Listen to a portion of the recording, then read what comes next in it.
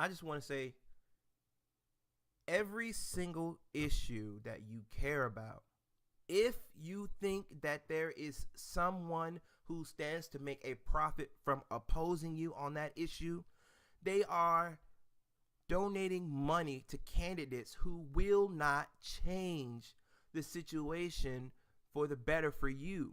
They're giving money to candidates who will fight for them so that they can make as much money as possible.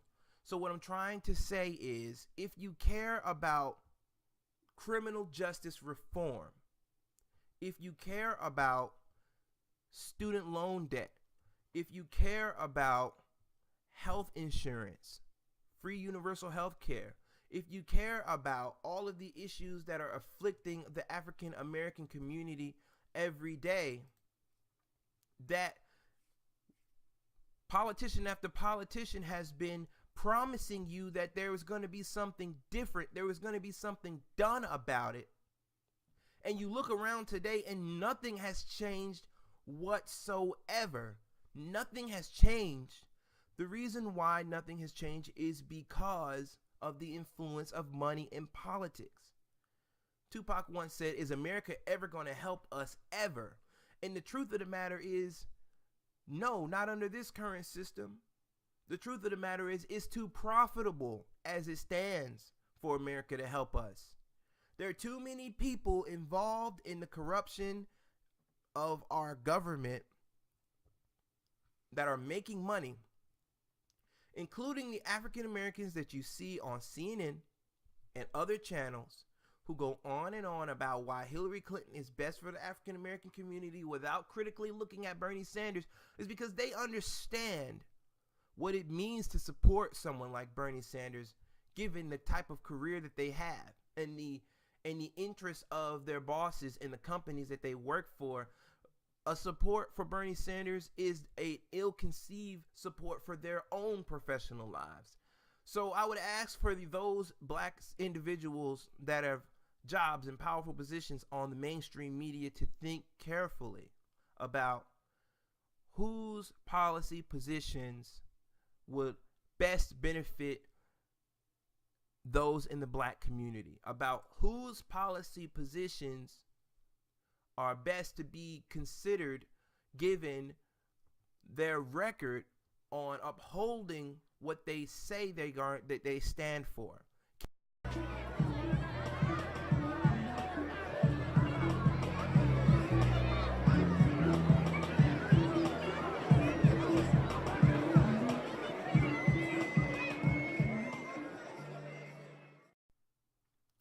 Okay, this is Review Hunter here, guys, and I'm going to talk to you a little bit more about why I think African Americans should vote for Senator Bernie Sanders. And I'm going to try to tie it all into his message on campaign finance reform and why campaign finance reform is so critically important. And I think that it is not a single issue, like Hillary Clinton tried to make it seem in the last debate. It is not a single issue. Campaign finance reform is directly related to everything else that we care about. Literally every other issue that is of importance. And I'm going to explain how as best I can right now to you off the top of my head. Suppose you're an individual who cares deeply about criminal justice reform in the United States, and you feel like African Americans are being unfairly convicted for the same crimes that our white counterparts commit, and you feel like African Americans are being targeted by the police, and you feel like African Americans are being our community is being ruined by the over imprisonment of our males and of the people in our community. And you don't understand why exactly it is that they're coming after us with such ferocity. And you think that it's racism. And I give you, yes, it is racism. I will say that I do believe it is racism, but it is not the only thing that it is.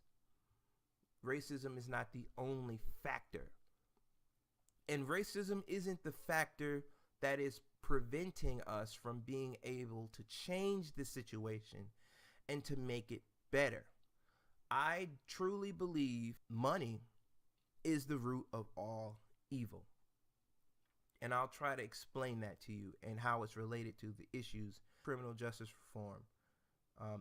African Americans are being targeted for economic reasons and for racial reasons as regards to the criminal justice system. And here's how the game is being rigged against us. There is a $1 billion industry in the United States when it comes to the imprisonment of black and brown people and lower income people, because they're not all black, lower income people too. It's a power game. It's a power struggle. And the people who are profiting off of us, the people who are profiting off of fining us for minor offenses, locking us up for marijuana use, the people who are profiting off of the over-policing of minority communities in the United States, they have a lot of influence legislatively. They have a lot of influence over policies, the laws that are enacted in Congress. Private prison companies have an incentive to give money to senators and congressmen and even elected state officials.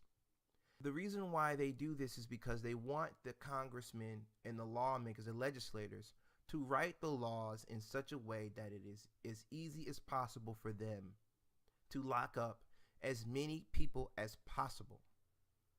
In the highly racial society that we live in, people in the United States will look at the situation in the black community and they will say, black people are going to jail because they are the most criminal and they're breaking the most laws, and that's the reason why they are going to jail, when that is not true. They won't look deeper into the situation, when in fact the reason why we are being more heavily policed and arrested and charged for the same crimes that our fellow citizens make is because we're poor. We don't have the resources, the money to hire the defense in order to make a proper case. Many of them are undereducated. They don't have a clear understanding of the law. They just get steamrolled in this system. So if the police who make money by policing these areas, that's their job. The lawyers, the prosecutors who put us in jail, that's their job to imprison as many people as possible. It's not about innocence. It's about winning. It's about money. Go into these communities of color and these poor white communities, lock as many people up in these lower income communities as they can. And in doing so, they're able to profit from the taxes that the rest of America pays, billions of dollars, on the cost of policing, on the cost of providing care services to those people who are locked away in private prisons. And they want to continue to make as much money as possible off of us as they can through the court system, through the prisons, and that's the scheme. And they're able to do it so effectively because the politicians, they don't have a reason to try to stop it from happening. They might tell you, Hillary Clinton might say to you, you know, I don't think that African Americans should be being arrested and beaten and shot and killed just for being African American, as compared to white people who commit many of the same minor offenses. But someone should ask Hillary Clinton, has she ever taken money from a private prison industry or company? Has she ever taken those political donations towards her campaign? And the answer is yes, she has, as have many other people, the vast majority of congressmen and legislators who speak 1 minute against something in society that they think is wrong, and then behind closed doors or even publicly for that matter, they accept that money from these interests who want to keep things exactly as they are. This is the same for health insurance. The reason why we can't have universal health care, education, tuition-free public colleges. The Congressional Black Caucus PAC decided to endorse Hillary Clinton over Bernie Sanders. And when you take a close look at the members of the Congressional Black Caucus and where the influence came from in their decision to decide to go for Hillary Clinton over Bernie Sanders, you see lobbyists from the same companies that profit from student loan debt and the student loan system. Of course, they're going to be supporting Hillary Clinton over Bernie Sanders because Hillary Clinton is not trying to get rid of the need for student loans. Can you believe Hillary Clinton when she says, I am going to go against the interest of these thousands of political donors so that I can be for you? Or do you believe someone like Bernie Sanders who says, I don't want anything to do with these corrupt systems of super PACs and political donations from these corporate elites? I am interested in delivering results for you, and I am showing you my resolve in the way I run and fund my campaign. That is why we need to support someone like Bernie Sanders. We need to support someone who can actually bring about the changes that we need, not someone who's willing to say whatever she needs to say in order to get your vote. We need real change. We cannot wait any longer. And this is my endorsement for President Bernie Sanders, if it matters to you at all. And this is me trying to explain to you that I have a deep understanding for the issues. This is me trying to explain to you that I'm not just going to vote for Hillary Clinton just because Bill Clinton was the first black president or whatever that means. I'm not going to vote for Hillary Clinton because she worked in Obama's administration. I'm not just going to vote for Hillary Clinton, who really is, in my opinion, she's not being honest. She's saying whatever she has to say to get in office. And I am telling you right now, even if she means what she's saying, she's not going to be able to deliver. And the reason she's not going to be able to deliver is because she is going to have to work with Congress. And as it is right now, Hillary Clinton as president cannot spearhead a political revolution. Hillary Clinton has no interest in a political revolution. And because of that, Hillary Clinton is not going to be able to overcome the influence of money in politics. And because of that, Hillary Clinton is not going to be able to deliver the changes that we need. And because of that, if Hillary Clinton is elected president, nothing will change for the African American community. We will continue to be poor. We will continue to be underinsured. We will continue to be the victim of criminal justice, criminal injustices, or we will continue to be victims of the criminal justice system. If Hillary Clinton is elected president, we needn't look to the federal government to help us at all. If you believe that the federal government has a role in uplifting Americans and the African American community specifically, then you need to get on board with this political revolution, because we have been trying to gain through the system as it is, and it is not coming fast enough. It is not happening quickly enough to help. And I don't believe that President Obama has been able to do enough to help the African American community. I don't believe that Hillary Clinton will be able to do enough for the African American community, not because of what they were unwilling to try to do, but because of the climate of politics in the United States. You cannot have a real discussion with a room full of people pretending to care about the American people. You need a room full of elected officials who actually care about the American people. And in order to do that, you need to make them accountable to the voters only.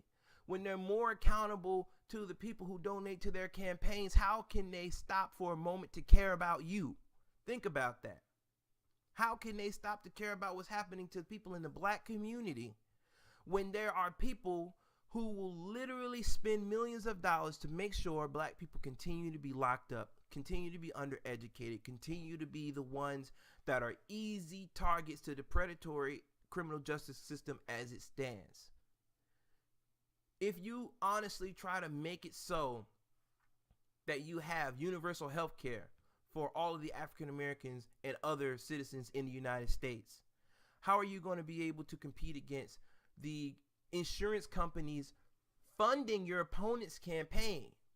So these are not easy positions to make. It takes a person of strong character and of strong resolve and of strong convictions to care about people enough to put his neck on the line and to try to do the impossible for you. Try to do the impossible for you. Bernie Sanders is trying to do the impossible for you. And that to me means that you ought to give him an opportunity. You should look into him critically and compare him to Hillary Clinton.